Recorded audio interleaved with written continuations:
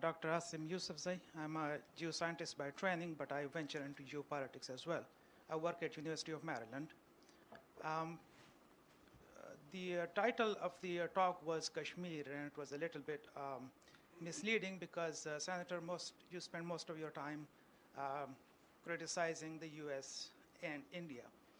Um, you also termed um, Operation Zarb-e-Azab in FATA is more successful than the U.S. ops in Afghanistan. I will ask a question on that. The operation is now in its third year. Um, a lot of gains are reported by the Pakistan Army. Um, why is it that not a single high-value target has been killed in that operation in which about 3,500 terrorists have been killed, which are reported to be killed, claimed to be killed in FATA? There are hundreds of thousands of internally displaced people who cannot go back. They have very slowly started to go back, but there are still a lot of them.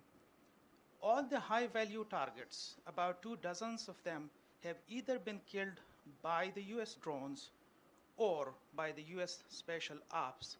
For example, the one in Abbottabad, which took out Osama bin Laden.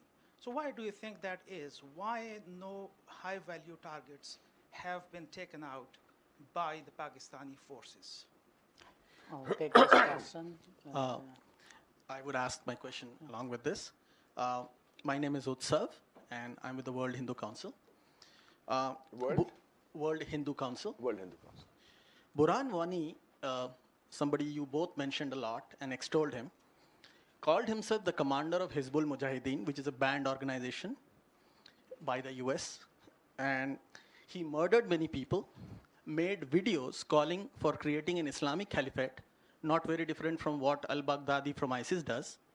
And yet, how do you explain you both and Prime Minister Nawaz Sharif extolling him as a hero from the auspices of the United Nations? I'll take this. Thank you so much, Honorable Senator. Good to see you again. My name is Singet Sering. I'm from Gilgit-Baltistan. You talked about U.S. failures in Afghanistan and repeatedly said that Pakistan has done much better than the U.S. Maybe one of the reasons is that Pakistan has been helping the Taliban, which is killing U.S. soldiers. So next time, since you're on the Defense Committee, maybe you want to sit in front of those mothers and wives who have lost their sons and husbands and explain to them why you take money from U.S. and then give it to Taliban to kill the U.S. soldiers.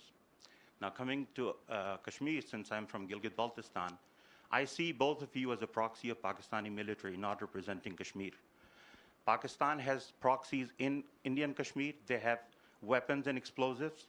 You come here as a proxy with sweet talk.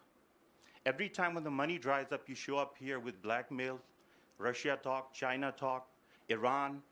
I request U.S. to get out of this vicious cycle. Pakistan is not good for any country, and it has not done any good for the United States, and it is not good for the people of Kashmir. You occupy 1/3 of Kashmir. An occupier cannot be a friend of Kashmir on the other side. You have been exploiting resources in Gilgit-Baltistan, last point, without paying royalty or compensation, a single penny for the last 70 years. I call you a thief in Gilgit-Baltistan, and a thief in Gilgit-Baltistan cannot be a friend in Jammu and Kashmir, a thief in Azad Kashmir without paying royalty for Mangla Dam that you mentioned and having free electricity. You cannot be a friend in Kashmir. The only thing that is good is that Pakistani army wants to maintain a status quo because that is a money-making machine, and that is what Kashmir is. UN resolution want you to withdraw. That is the first prerequisite. I want everyone here to go on internet. It's a one-page document, only one-page document. The first prerequisite is you get out of Gilgit-Baltistan and Azad Kashmir, and then the people of Kashmir, the United Nations, and Indian government will sit down to form a mechanism to hold the plebiscite. And this double talk that you have been doing in Afghanistan and in Kashmir and in the US, it needs to be exposed. And I will tell you, everywhere you go, there will be someone from Gilgit-Baltistan exposing Pakistan. Thank you. As you can see, there's a lot of curiosity here, and I do not know where to start from. But there. Why not? Yeah, I'll come to you. Please introduce yourself. Yes, I'm Ahmar Masti Khan, and I'm a freelance journalist. I'm an American, originally from Pakistan, occupied Balochistan. Which news outlet you write for? Or I you work write for Yahud or Hunud publications. One is called Israel's Voice, other is called The News Minute, and quite a few others. I would please like to ask you, you have talking about human rights. In Balochistan, sir, my friend Wahid Baloch, a scholar and an academic, disappeared July 17. No one knows where he has gone, by the ISI. My cousin, last year, he just tweeted on Twitter, was disappeared for 4 days, 4 nights. My sister was running from pillar to post. Finally, he came back. 6,000 people, Baloch, killed and dumped. Officially, Pakistan acknowledged 1,000, right? Thousands are still victims of enforced disappearances. You guys came and tested nuclear weapons in Balochistan. Can there be a graver injustice? Kashmir thing pales to what you are doing in Balochistan. Your army and ISI is the problem. Please acknowledge that. And then I'll come to you. I'll come to you. Mr. Mushahid Hussain, I'm Sufi Lagari. I'm Sindhi, and I met you a couple of times when you were very much engaged with the Balochistan. You went to meet Nawab Akbar Khan Bugti. And you know more about what happened with him and all those issues you were dealing.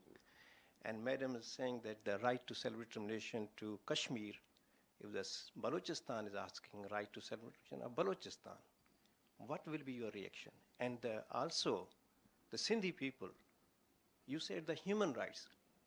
Myself, sir, brother, he was a doctor, medical doctor. He was serving the people. He was human rights helping to the academic side, health side. You know what happened to him? This is the 9th month. The corrupt government of PPP and the corrupt government of the Nawaz Sharif, they haven't done anything. And you know what?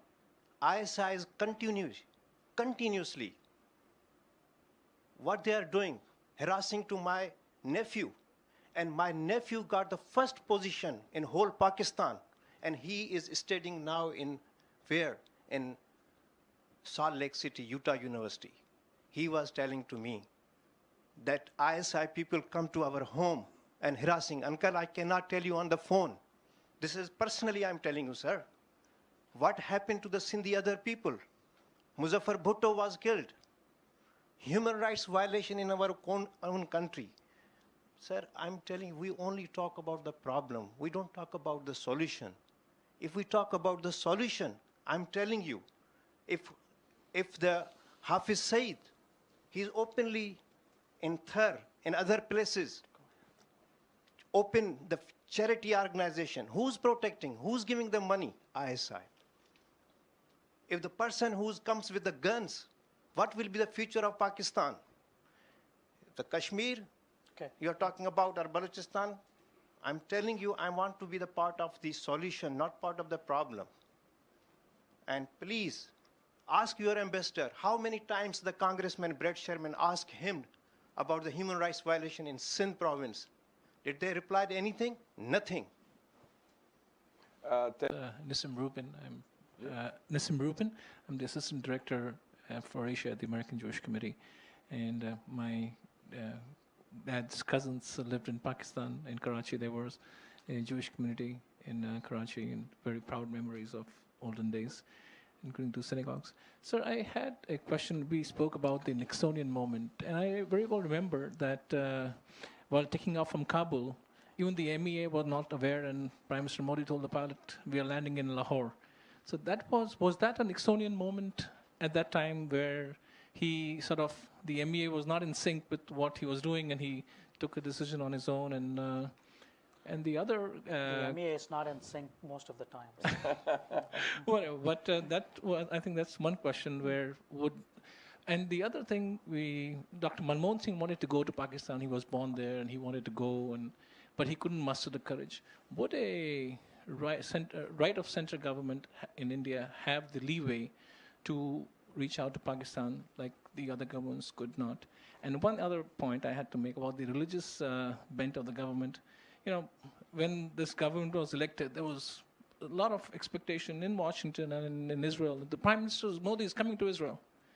And it's been 2 years since they announced that he's going to Israel. And being from South Asia, I had said that Mr. Modi has to first land in Riyadh and Tehran, and then maybe he will come to Tel Aviv. And that prophecy has come true. So I just wanted some comments. Thank you, Mr. Rubin. My name's Ethan Trucker. I'm from the Sindhi American Political Action Committee.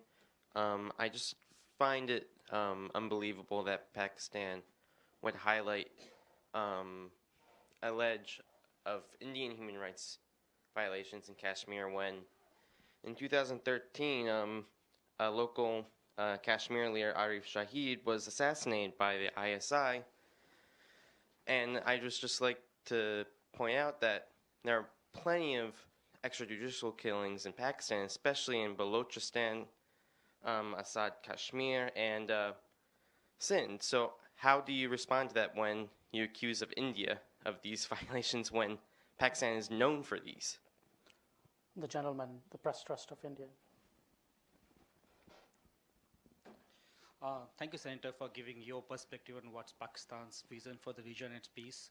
I have two follow-up questions, one from the gentleman from Maryland University about the high-value target.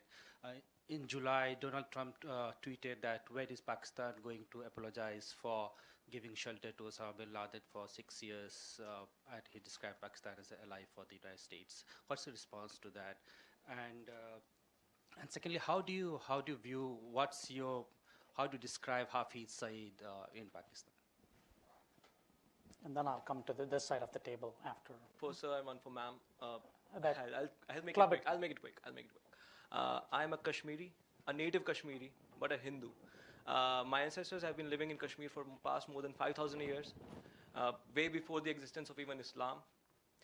I would like to know, Pakistan's support for the Islamic terrorists in Kashmir, how is that different from its support from the terrorists of Haqqani Network, Al-Qaeda or Taliban?